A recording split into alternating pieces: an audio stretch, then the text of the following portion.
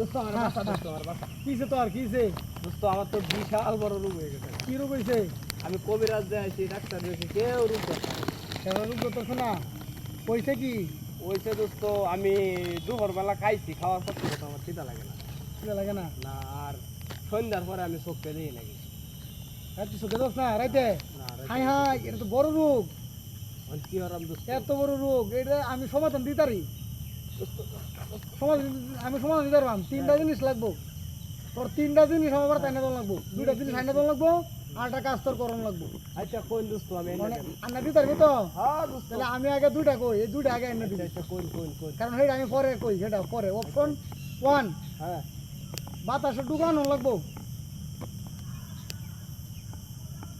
যাও, চিন্তা করার কি দরকার নাই, তুই জুতোটা মনে আচ্ছা, লাগবে। একটা দেখে, হ্যাঁ। জুতোটা হলো উন আছে না, মাথা বেতনের মাথা তাই উন, এই উনের কল জানো লাগবো।